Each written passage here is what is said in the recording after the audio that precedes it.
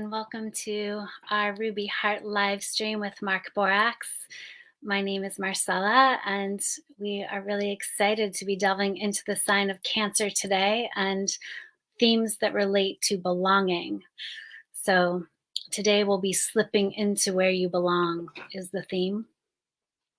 And we're here every Wednesday at 2:30 Eastern. Exploring Mark's new book that's coming out May 9th called The Ruby Heart of the Dragon. And he is redesigning the sun signs for our times. So these have been really juicy conversations, and I'm really grateful for all the questions and comments that we've been getting each week. So please feel free to add your comments and or ask questions, which we'll do towards the end of the live stream. I don't have any other announcements other than just to usher you into this sacred space and look forward to exploring all the places in ourselves where we can come into a deeper sense of belonging. So I'll weave you in, Mark Borax, to kick us off.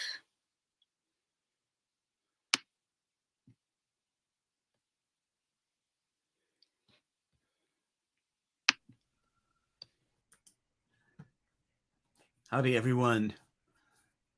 Welcome.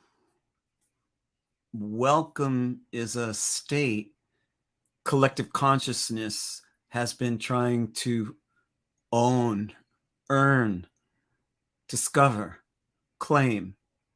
Being welcome in this experience, coming home to inhabit the place we belong inside ourselves, in the world, in our families, in our relationships, at this time in the universe. We're all slipping into where we belong. It's a great adventure initiation that seems to be taking the human race a long time to come home to ourselves, to our planet, to our world.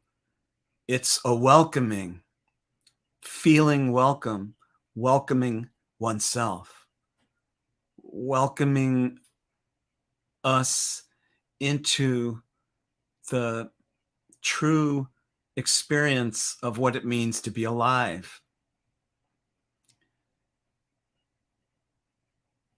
Being alive means many things.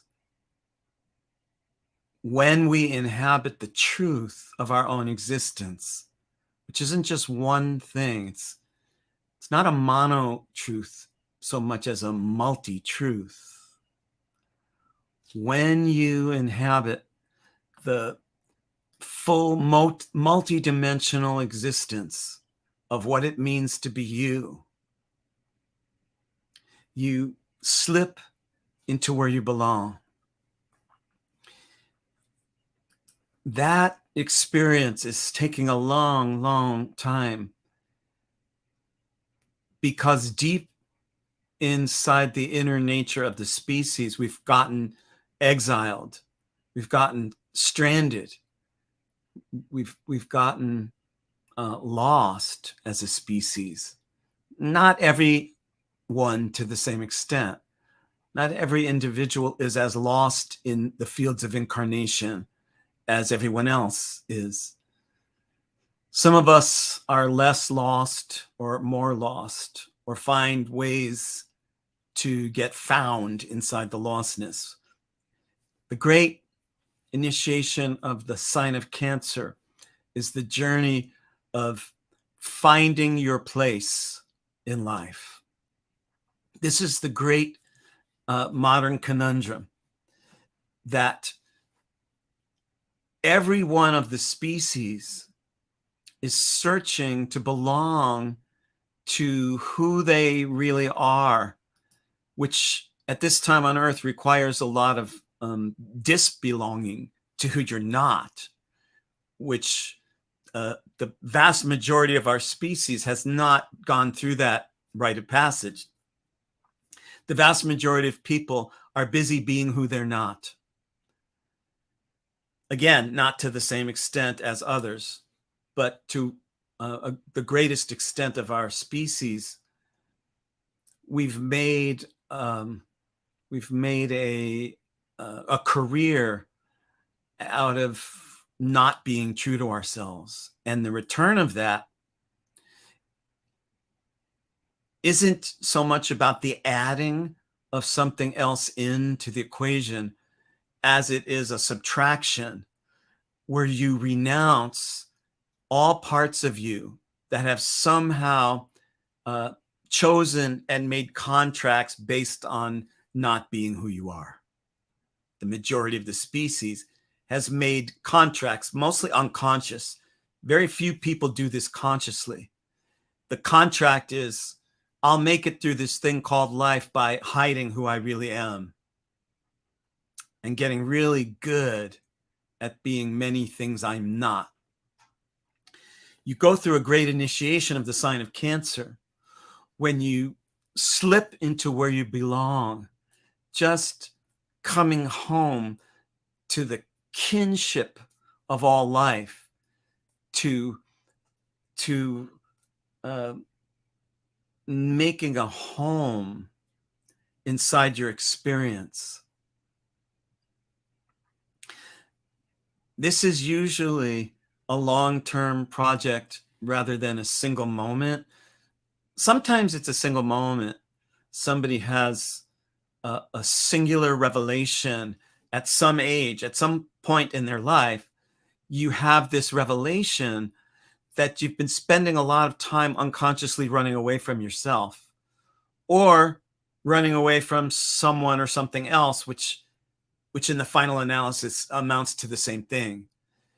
Anything you're running away from yourself. You're running away from that part of yourself, even if it's another being or another cultural assumption or a way of thinking or a religion or a place or an actual person. You're running away from that part of yourself. When you have that realization that you've been spending a lot of effort and energy learning how to avoid yourself, and largely because you learned that skill from other people who taught you, because they'd learned that same skill from other people who had taught them, and you wake up, you don't have to add something new in so much usually as sink into the easy chair of your own existence, like this just familiar sinking in. It's kind of a yoga move or a Tai Chi, almost like a subtle martial art. It's just like sinking back in to who you are and have always ever been, even though many parts of you are still changing and will continue to change. There's something foundationally unique about you, about your beingness. It's not your doingness. It has nothing to do with that. It's your beingness, which is a deeper home than your doingness. Though, when your doingness becomes based on your beingness rather than counter it, you really gain a life that feels good.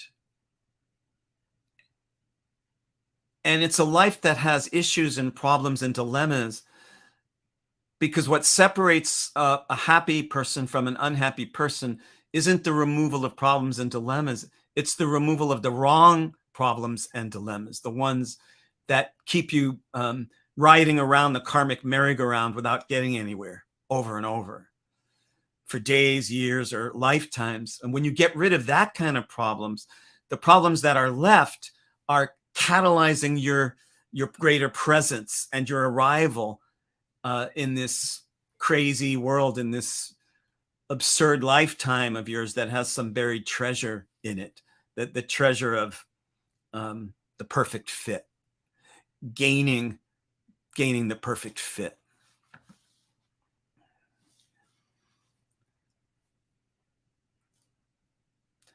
There's a process. As I said, it doesn't usually occur just once, though in some lives it can occur just once, or at least a breakthrough, a deep revelation can occur that sets up many further revelations, even if they're going to be spread apart by many years, like waves. It's the revelation that once you stop denying your own existence and forever questioning your motives and your actions, once you renounce that way of being, you come home. You come home to yourself.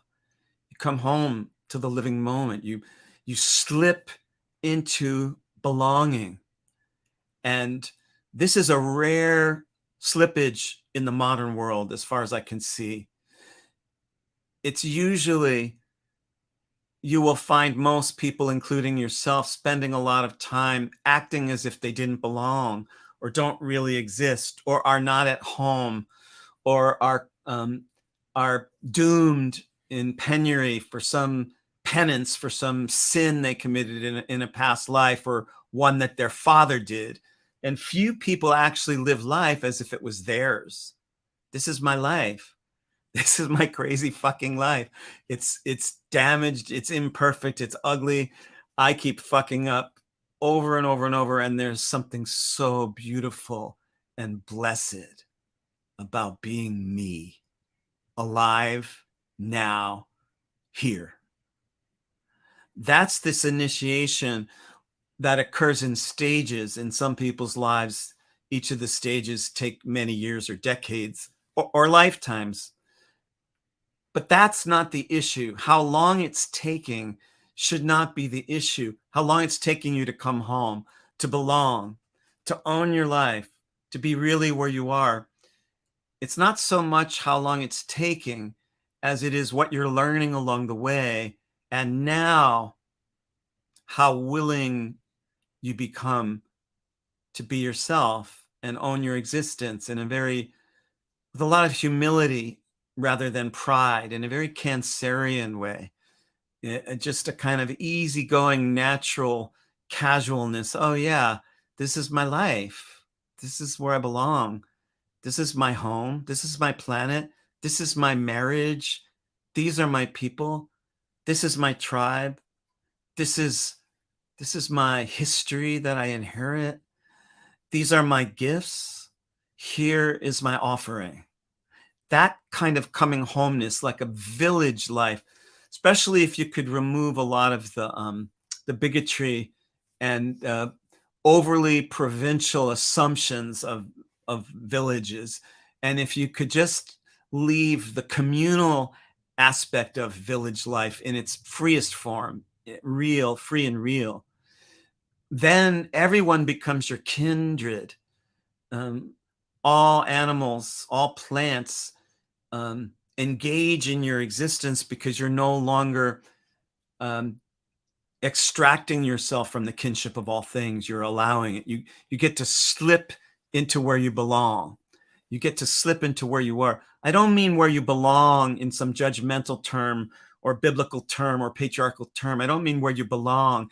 I mean where you fit inside yourself, where you belong to life and love and realness. That's the coming home. That is the antidote to one of the greatest collective incomplete initiations of our species. The antidote to being exiled or feeling that you're exiled. Antidote to being unloved, to be feeling gypsied, placeless. The antidote to that is to come to belong to wherever you are. That's your place. That may not always be your place, but inside yourself, your soul will always be your place. It's what got you here through death. Your soul died. It came back. It didn't come back for no reason. It came back to become at home in your body, in your world, in your incarnation, and to learn the lessons of the various rooms in that house, the lessons of the basement and the pantry and the kitchen and the living room and the bedroom and the roof and the windows and the yard and the garden and the neighbors and the cats and the people, to learn the lessons of breathing the air in your home coming back to where you live.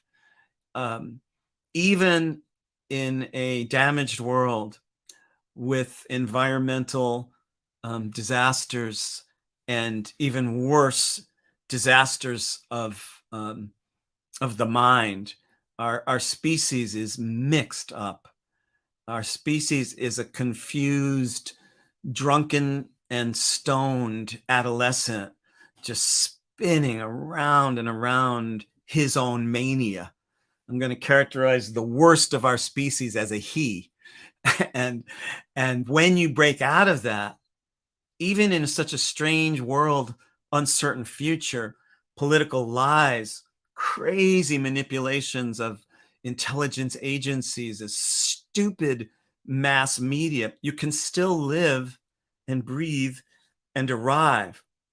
You don't have to ignore everything wrong that's happening, but nor do you have to take it only literally, because it's a great initiation by the cosmic forces to yank humanity into being, to arrive as this incomplete, imperfect, damaged being filled with love and hope. That you get to show up here, you get to belong here. Even if the world's going to be destroyed in the next minute, you still get to belong here, despite any strange things going wrong, collectively or personally or environmentally or in your brain. You still get to belong here. There's still a home for you, even in the madness, even in the temporality, even in the transience and delusion of existence. That you still get to belong on a foundational level, and you go through the Cancerian initiation when you come home to yourself in stages as, oh, I own this crazy messed up life that I have. What was my soul thinking? I don't know. This is like beyond anything I could have ever imagined on the wildest acid trip. And there's something so hopeful and good and right to belong to underneath all of it. Humanity is aching to come home, to come home. And every time another person does come home to their crazy mixed up life, whatever your version, you don't have my crazy mixed up life, and I don't have your crazy mixed up life. I have my crazy mixed up life with something beautiful in it, like another facet of the jewel. And when you come home, it encourages a vibration for others to do the same, not necessarily to come home to you, that might be part of it, but to come home to all things, to come home to their own experience. And Marcel, I'm going to check with you to see if you have anything to add or say or relate to about our greater listening and viewing audience. Wow, I just love this theme of belonging so much. So I just want to express my gratitude for the way you're carving, um, like really carving a space for people to show up and show up inside of this kinship of all life. And um, one of the things that was occurring for me as you were sharing is just the relationship between how we view home as outside of us, like the things we can live into or step into, and how much we actually home the world inside of us and what the relationship is to that. And I would just be curious what you have to say about that, because as someone who kind of feels like I belong everywhere in a certain way, even though I am like the redheaded stepchild, I feel like I belong as the redheaded stepchild anywhere. I've also noticed that I actually feel everything, or I feel a lot of connection on the inside as well. So I was just curious if you wanted to speak on that part of Cancer. Yeah. Yeah, it's an interesting relationship. It's an interesting picture. It's a picture that has to depolarize from the idea that one of those things precludes the other. And so if we depolarize the idea and the energy that coming home to yourself totally does not in any way take you away from coming home to all things or from any of those other things coming home to themselves, but in fact adds to it, contributes to it. Yeah. And that coming home to your external exigencies, you have a certain body, you're a certain age, you live in a state, that any time you come home to all your physical settings and your cultural settings and all those bigger ones, that doesn't take anything away from you coming home to yourself. On the contrary,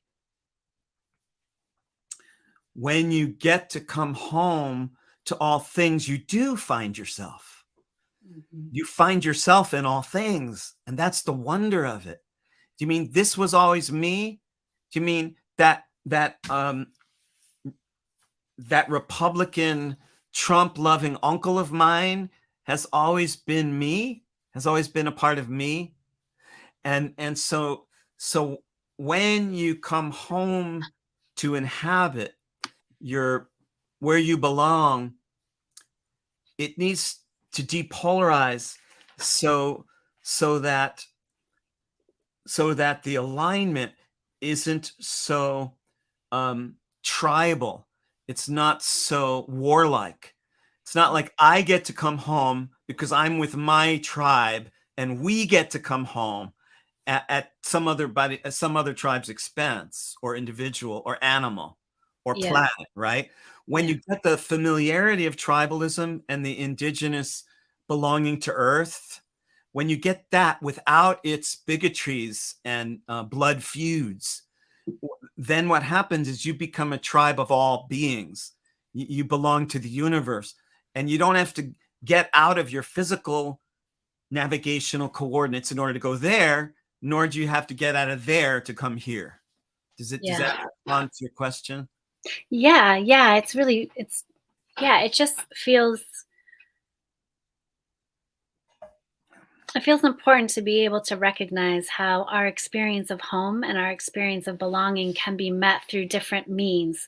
So sometimes it can be met through finding and creating environments that really nourish us and sort of resonate with us in a way that's really um, kind of amplifies our own energy field. But then there's also the way of feeling a greater sense of belonging. You're making me sick. Please don't keep moving me around. What? Oh What are you my God. talking about? What's the I don't, matter? I do I not have feel no a sense idea of what you're talking belonging. about, darling. Like, I have no. What are you? Why are you going off on some tangent? you're just like manipulating my home. You're manipulating my Okay, okay, reality. I'll stop. Stop, I will stop. stop that. I'm feeling nauseous. Okay. Um, but then also it's almost like the things that we can be the most confronted by that don't feel like home, once we can own even the smidgen of the seed of that lives in us, even if we don't have to take it as a mirroring, which I think can be totally a distortion as well. But when we can own this the seed of Hitler that lives in us, then, and understand that we are not Hitler, we're not behaving like Hitler, but the seed of that lives in us, then all of a sudden our capacity to own the world also becomes bigger. And I just find through these polarized times that it's really important to work in both, in both dimensions in order to actually find more peace and contentment and sense of belonging. Because otherwise it just looks like it can be such a, it can be such a freak show. It can feel like such a freak show. Yeah, and I notice amongst our Facebook users, somebody says, "Live in Portugal. The environment hugely contributes," and it's true.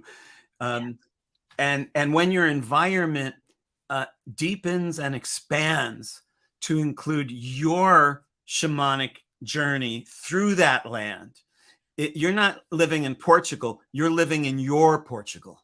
Right. That might be a little different than mine, right? Just like my Vermont might be a bit different than Marcella's. And so when you come home to your physical environment, whether it's a country and town or ocean or island, and you don't stop there, but you deepen and authenticate your um, your connection with your greater environments, your inner worlds, and your cosmic zones, then wherever you are in that environment, it becomes an archetypal representative of the human experience. It's not just you anymore. You're doing it for others. It's a mythopoetic journey. It's not only your own little life. Nobody's is. Yeah, and I wonder if that's why when folks sometimes are in environments where they don't see their values or their way of being expressed, it can feel so isolating. There must be something about how we get reflected in our environments that actually helps home us in some way. Um, I also just wanted to pull in a comment here where someone on Facebook wrote in that um, they just feel really fascinated by the whole process because it seems like when they chose to come home, they could come home. So just, I would be curious that it's just interesting to think about the choice that it is as well. Yeah, it's very much a choice. And it's difficult to make that choice if you, A, don't know that you have that choice to make. If a person doesn't know they can come home, it's hard for them to make the choice to come home. And so things that assist making that choice is knowing that you can, knowing that there is such a choice and that you can make it. Then choosing to come home is very much a choice. And the more that that choice is informed by various criteria that a pragmatic sign like Cancer really cares about.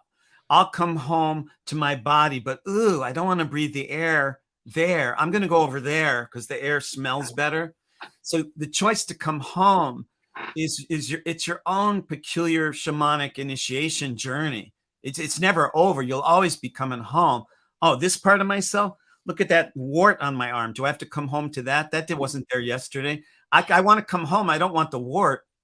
And so it's a choice very much. And the more that that choice is informed by what it is you're coming home to, the more wise you become.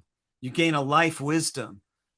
It's not so much a celestial wisdom as some other signs like Sagittarius and Aquarius. It's Cancerian. It's a wisdom of the earth and sea. Mm, It's the down here wisdom. It's not so much the out there wisdom. nice. Yeah, well, in this last minute or so, I just want to remind you to see if you have any announcements that you want to share. I just put up to remind folks that they can still pre-order your new book that's coming out in May, The Ruby Heart of the Dragon. And I just feel like I could keep talking about Cancer for a long, long while because it's such a rich part of the zodiac. Yeah.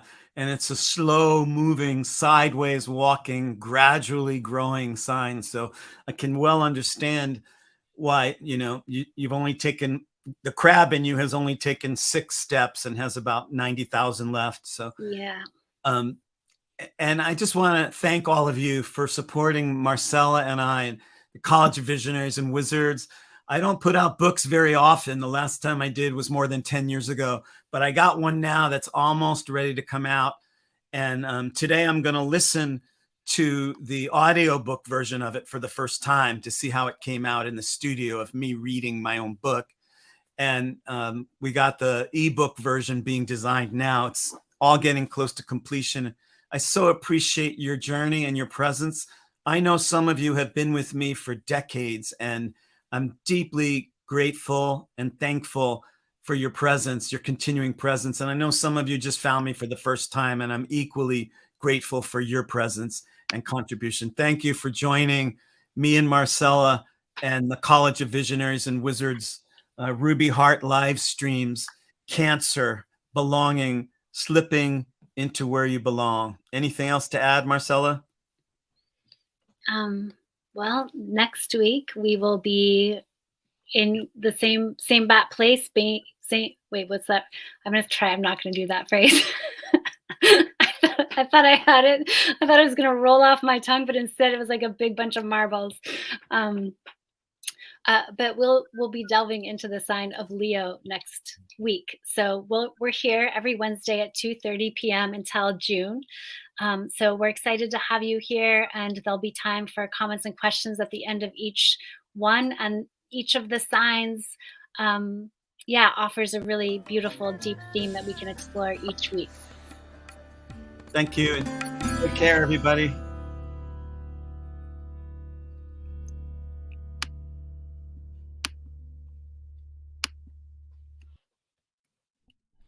I'm here right now. 'Cause I'm still in the week of astrology, so